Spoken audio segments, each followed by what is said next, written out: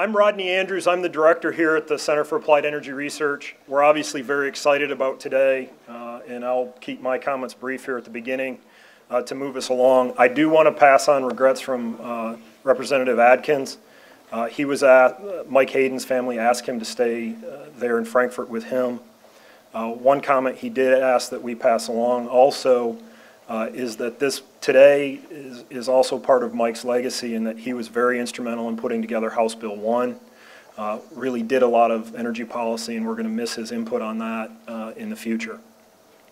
So with that, I would like to introduce our first speaker, who's going to be Mr. David Drake, who is the chair of the Center's Advisory Board.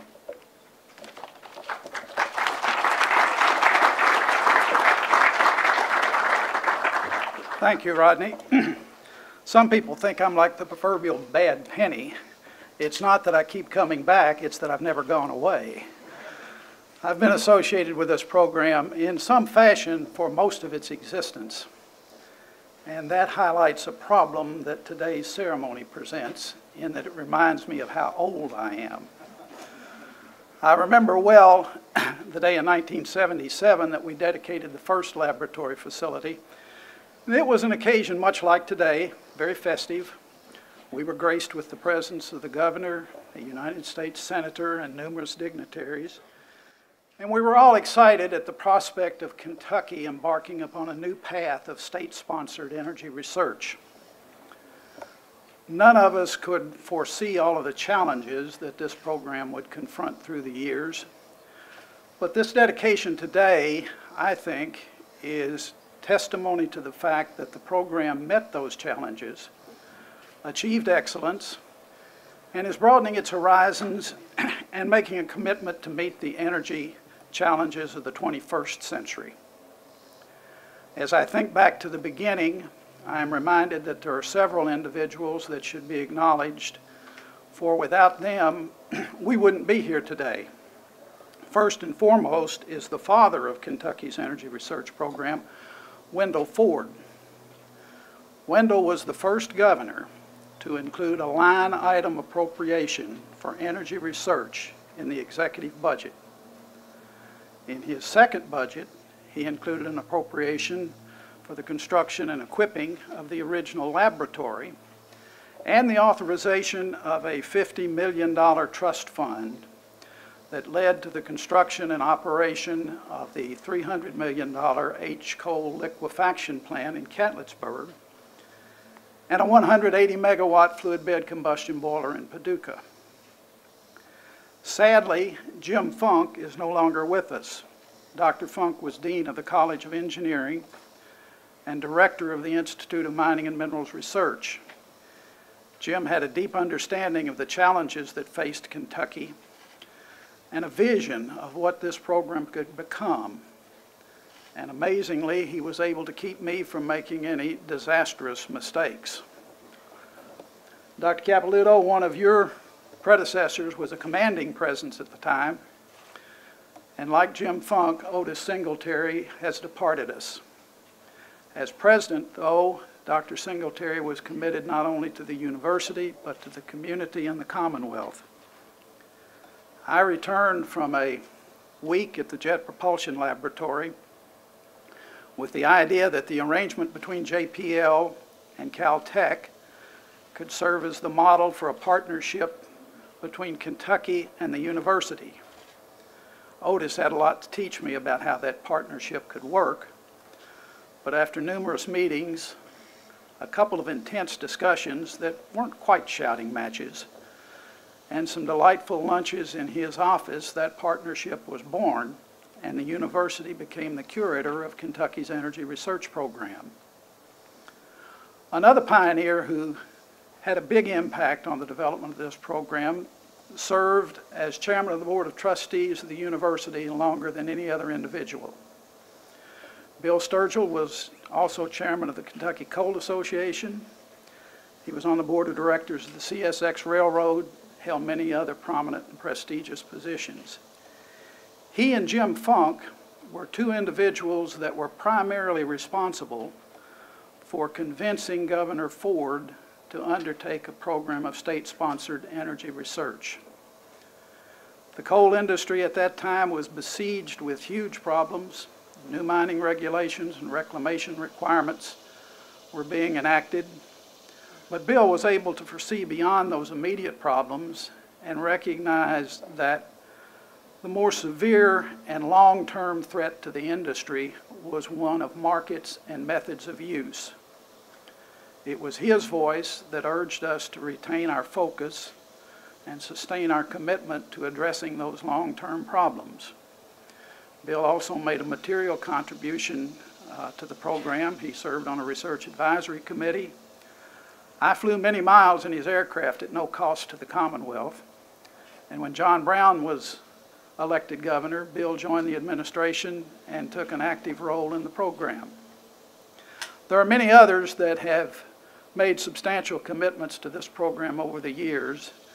I would like to thank them, along with those that I have mentioned, and to encourage Dr. Andrews, Representative Atkins, Dr. Capilouto, and Governor Beshear, in whose hands the future of this program resides. I am honored, certainly, to be here today and proud to have been associated with this program through the years. Thank you.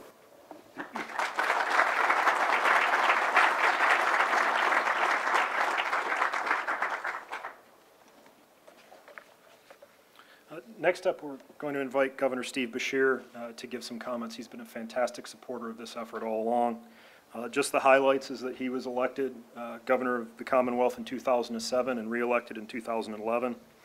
He has been a state representative, the attorney general, and lieutenant governor prior to this. Also, very importantly, he has a bachelor's degree and a law degree from the University of Kentucky. I had to work that in. Thank you very much. You know, when I helped break ground out here, I think nearly 2 years ago, I remember tossing a really nice shovel of dirt. But who would have thought of what the results were going to be? Isn't this grand? Isn't this grand? Actually, a lot of planning and hard work by a whole lot of dedicated people went into making this building and this occasion a reality, and I want to say congratulations to everybody who played a part in this. I especially want to thank the folks at the University of Kentucky, who 3 years ago approached the Commonwealth as a partner in applying for the NIST grant. It just goes to show it never hurts to ask. And that's what we did at that time. We asked. That was just after Secretary Hayes and I had first traveled to Argonne National Laboratory near Chicago in 2008 to tour their amazing research facilities there. We talked with Argonne officials about our nation's need to develop better materials and more efficient manufacturing processes for America's batteries of the future. We talked about how nice it would be to have a research facility dedicated to just those tasks. And as we were talking, I was thinking, it never hurts to ask. Well, we asked. And as a result, today, we are celebrating the opening of not only a terrific building for the Center for Applied Energy Research, but also in this building, one of the nation's first federal battery manufacturing research and development laboratories. It is a perfect fit. The CAER building is dedicated to research in biomass and biofuels, as well as in advanced power generation and storage. The Battery Center will look at ways to produce the batteries that store and deliver that power. Both facilities will be magnets that attract more of the nation's top scientists, technicians, and engineers. They will also help attract grants and other funding for more and larger economic investments that can benefit the Lexington area and the entire Commonwealth for decades to come.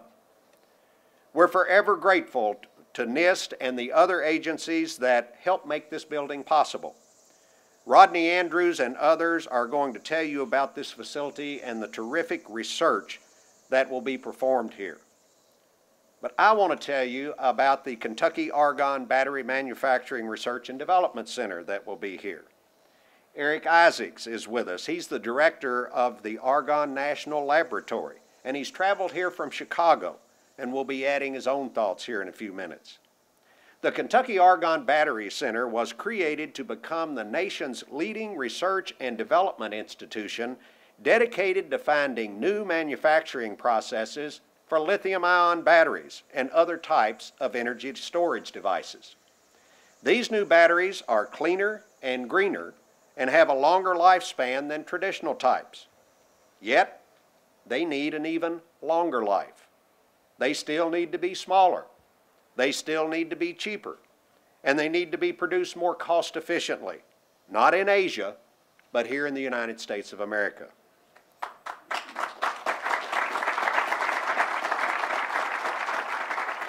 The Battery Center here will be a leading supporter of our nation's manufacturing industry and will help position America and Kentucky as leaders in developing the next generation of energy-efficient vehicles. This will enhance U.S. energy independence, reduce greenhouse gases, and show the world that American know-how, and more specifically Kentucky know-how, is second to none. A few years ago, Energy and Environment Secretary Lynn Peters and I prepared a 7-part comprehensive plan on Kentucky's energy future. The Battery Center is another tool to help us accomplish the goals laid out in that plan. The center also represents an investment in Kentucky's economic future because public research facilities can be huge economic engines. It's well documented that when the number of public research facilities increases in a region, so does private investment in R&D. Private, high-tech businesses and researchers are attracted to the knowledge generated by public research, and they like to license that technology to bring it to market. The result here will be an overall increase in the number of companies and jobs, high-value companies and high-salary jobs. We've already had a high-tech company move to Kentucky because of this battery lab, even before the facility opened. Engimat officials plan to lease access to the center's expertise and resources so that they can develop advanced energy storage materials for use in next-generation batteries. They're just the first of many we expect to come calling. That's why I say that as excited as we are about these new facilities and capabilities, the energy industry and the automotive industry will be even more thrilled. Here in Lexington and across Kentucky, we're going to help them change the world. Thank you very much.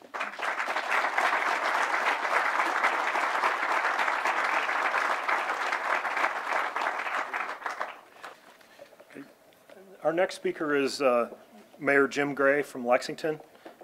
He was the CEO of Gray Construction, which is one of the leading, nation's leading builders of large-scale manufacturing facilities. So that's a nice match with what we're aiming to do here. His administration right now is investigating building an arts and cultural district centered around downtown in Rupp Arena, and he's been a fantastic supporter of the programs here.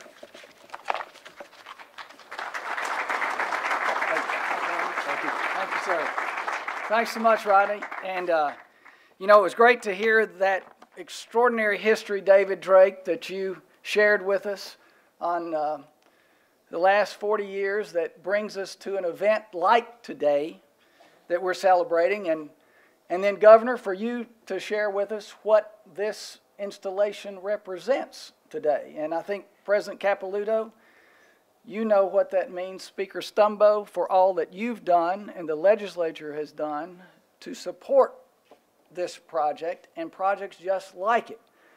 Nothing, in my view, I think, says more about it with an exclamation point on it, Governor, to everything you just said and what David said, than the presence today of a fellow named Ted Miller, who I just met, fortunately, because Jay Morgan introduced him to me. Ted is the #1 guy for battery technology for Ford Motor Company, not just in the United States, but across the universe. And why is that a big deal? Well, you know, it illustrates the significance that everything the governor was saying is for real. It's true. This is a big deal. We are at the right place at the right time. Fortunately, Margaret Hammaker is here, who is doing a wonderful job in leading the BEAM project, the work between Louisville and Lexington, to recognize the significance and the opportunities associated with advanced manufacturing in every respect. And Margaret knows the story of being in Detroit in January of this year at the auto show. Governor, you were there as well. And Jay introduced Greg Fisher, Mayor Fisher, and me to the president of Ford North American. And his name is Mark Fields. And Mark didn't miss a beat when talking about the significance of Kentucky to Ford. Of course, Louisville. But he went right over to Lexington, to Central Kentucky, to the alliance and the partnership with Ford, with Toyota today, in developing new battery technologies for lighter, more fuel efficient vehicles. And what Mark Fields said, who is, some say, the heir apparent, I don't know, but some say it's sometimes written in the publications in Automotive News and New York Times, the Wall Street Journal, that he may be the next CEO, chairman of Ford. And what he said was that you guys are right in the center of the universe.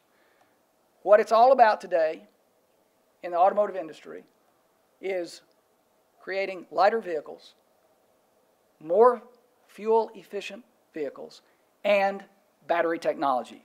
So, Governor confirms everything you said is correct. We're at the right place at the right time. Thank you all so much.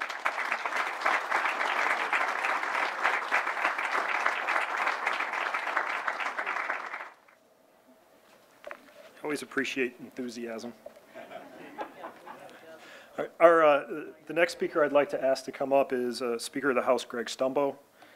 He's a native of Prestonsburg, served as Assistant County Attorney, Attorney General, and has been in the House of Representatives 12 terms between 1980 to 2003, and then where he was the longest serving Majority Leader, and then he returned to the House after ending his Attorney General term to be Speaker. Thank you.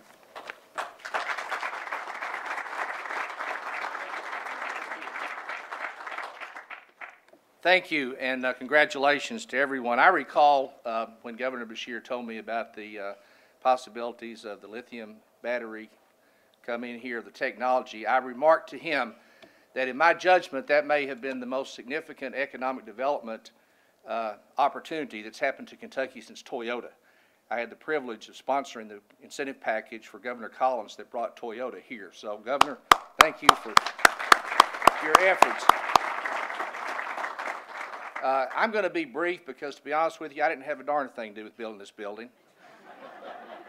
But I want to recognize two people that did. One is not with us today. We will celebrate and memorialize him in a tribute at the Capitol later this afternoon. That's Mike Hayden. And for those of you who didn't know Mike, Rocky Adkins, who helped carry the body into the rotunda a few minutes ago, and therefore he could not be here, wanted me to make sure to share with you some information about the impact that Mike Hayden had on developing a lot of the policies that ultimately have led to this type of endeavor. Dr. Capilouto at the university level, Rocky Adkins working with Mike Hayden as his chief of staff in the Majority Floor Leader's office while I was Attorney General, and therefore I didn't have anything to do with that legislation and wouldn't claim that I did. But those two men working together along with his other staff really have created some programs that puts Kentucky on the forefront of clean energy technology. We obviously are blessed with natural resources in this state. We're looking for new opportunities, as this whole project implies. I still believe that coal has a very bright future in Kentucky and in America, and I'm sure that part of this research effort will be to look at ways that we can clean it, we can burn it cleanly. I think there are vast amounts of untapped reserves in Kentucky that maybe we can't mine now with the technology that we have, but if we can put a rover in a crater on Mars, we can surely to goodness mine coal below the current water levels that makes it inaccessible at this particular point with the technology that we have. But congratulations to all of you. Congratulations to Mike Hayden for the fine work that he did, not only on this project, but so many others across the state. Congratulations to Rocky Adkins. We are truly blessed to have Rocky Adkins as part of the General Assembly. I've said this time and time again, you know, as we travel the country and we look at other states and what they're doing in energy, it's nice to know that we have a legislator who knows as much, and I believe more, than any other legislator in America on energy, and that's Rocky Adkins. Let's give Rocky Adkins a big hand. He's really been a leader in this. Congratulations. It just seems like yesterday, Governor, we were here. I didn't get quite the shovel of dirt that you did because you and Rocky kind of nudged me out a little bit, but that's okay. Thank you, congratulations, and God bless you.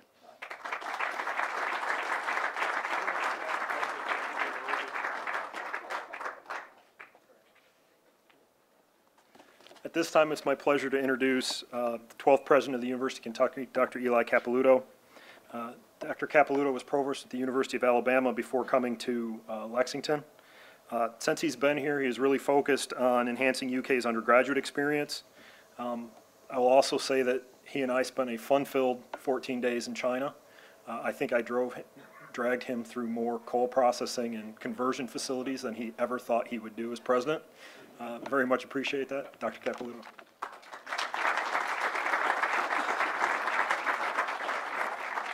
Thank you, Rodney, and I want to thank everyone here. I am a new Kentuckian, but listening to the history that David Drake shared and the compelling message of our governor, I'm reminded of the lessons that have meant the most to me since I've arrived.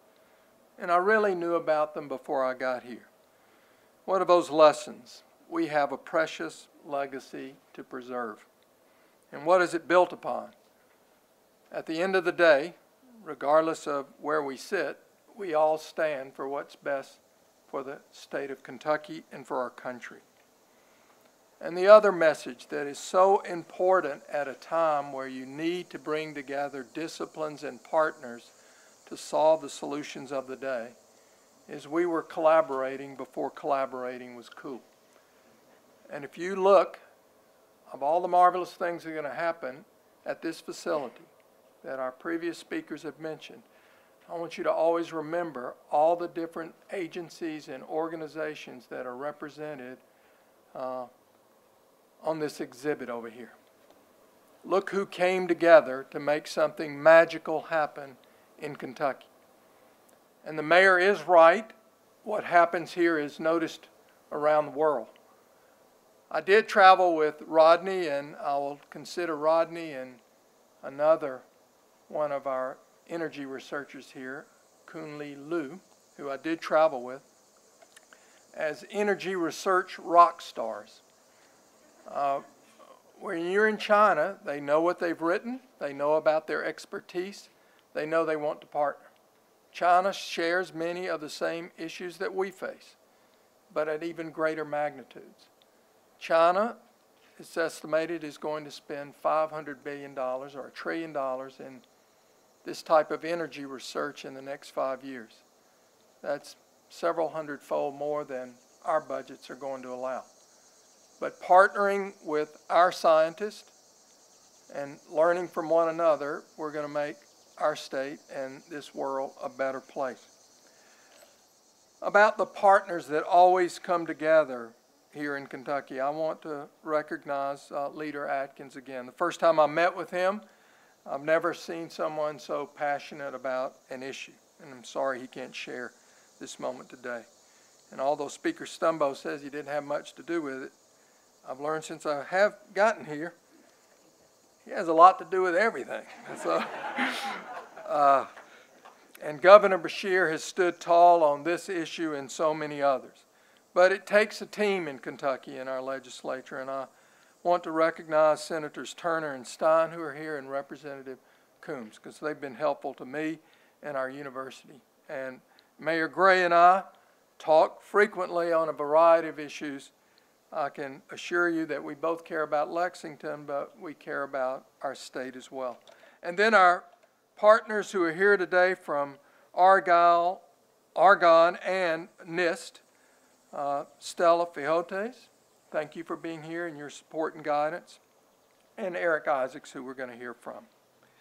In closing, let me say, since I arrived at Kentucky, I recognize how much a promise is represented in the work of the University of Kentucky. And we want to pull together the talent to be able to partner with all of you to fulfill a promise that was birthed 150 years ago, that regardless of how challenging the times are, we want to be that shining beacon that helps guide our way forward. Thank all of you for being here today. Thank you for your partnership.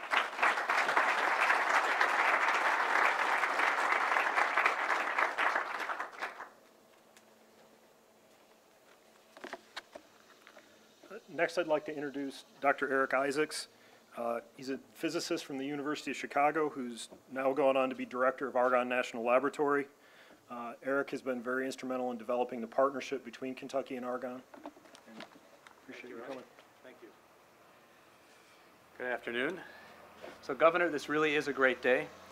For 2 centuries, Kentucky has been a leader in applying energy for our nation. Since 1820, as many of you know, this state has provided coal to the nation, which has provided electricity across the whole country and will continue to do so for many years to come.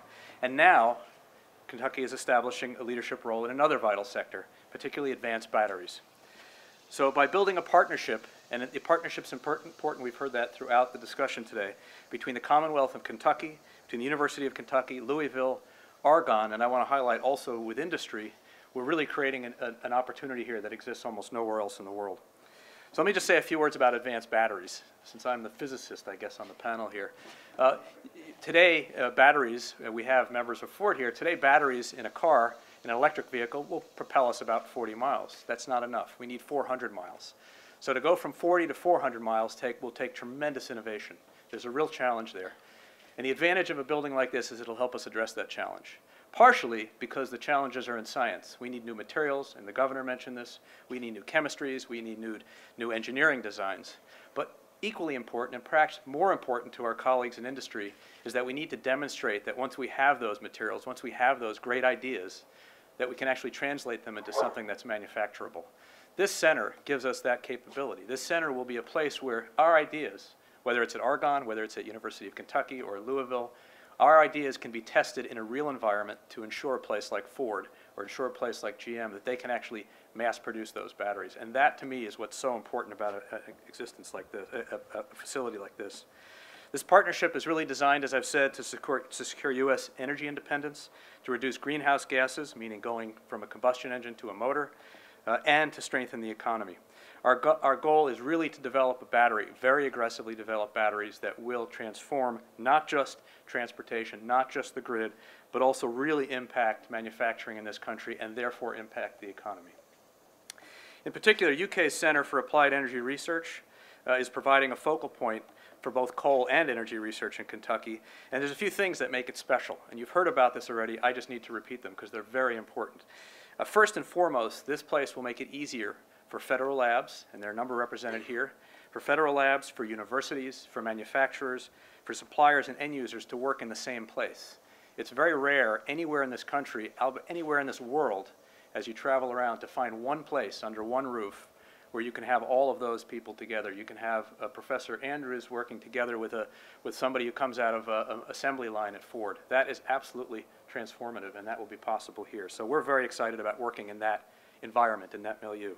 It bridges the gap, as I've already said, between research and commercialization because those people are there having coffee together, they're there thinking together, they're really creating an environment, a unique environment that'll make things really move. And so the end result of this is to accelerate commercialization of the ideas we have, accelerate commercialization of the technologies that get developed at universities like UK and Louisville, that get developed at places like Argonne National Labs. It'll give us a venue, it'll give us an acceleration ramp, basically to get those things out to industry.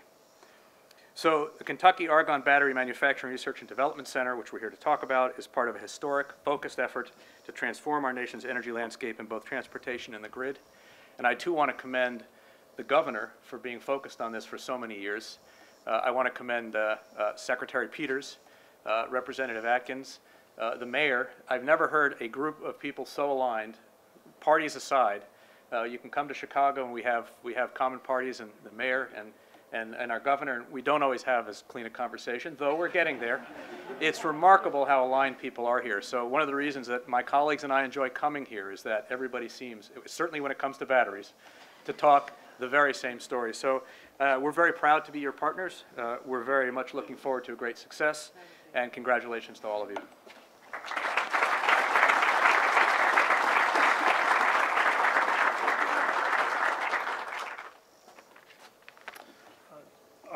Our last speaker, invited speaker for this event, is probably the star of the show today. This is Stella Fiotes from NIST. She's their Chief Facilities Management Officer. She oversees about $2.2 billion in facilities. They've been a wonderful partner to work with in putting this project together. This has been just a great partnership. And since I saw that Dean Speaks was here, I will point out that she has a Master's in Architecture and Urban Design from the Technical University of Berlin.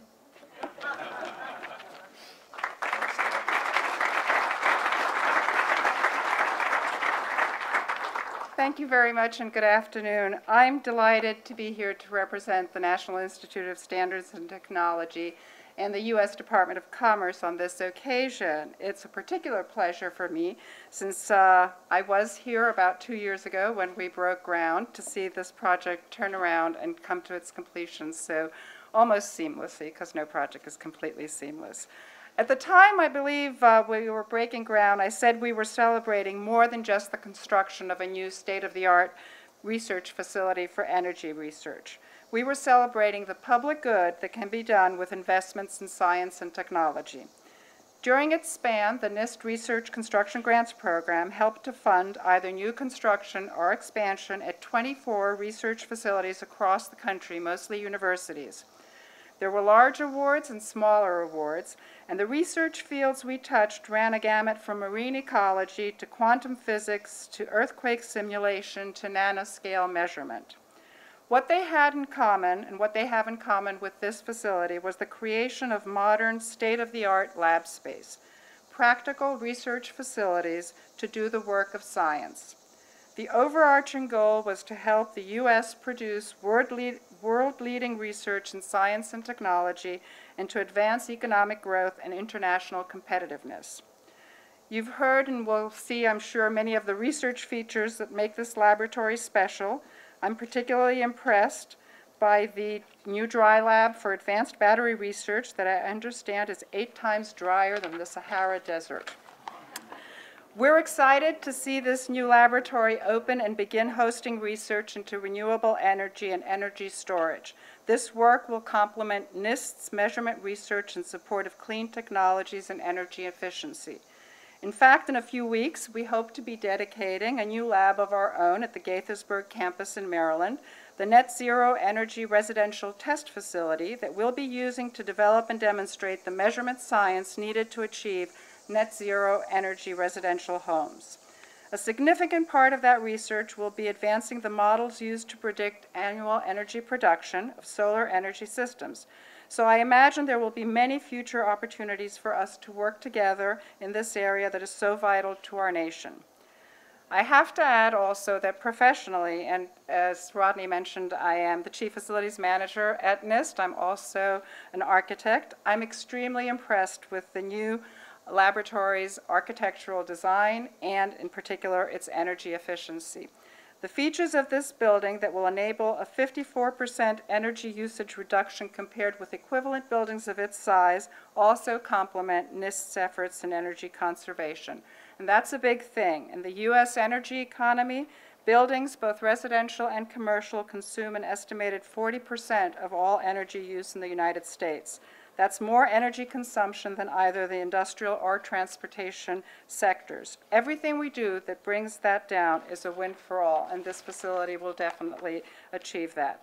So congratulations on your new energy lab. We at NIST are very proud to have played a part in making it possible, and we look forward to new and continuing collaborations between our organizations. Thank you very much, and congratulations.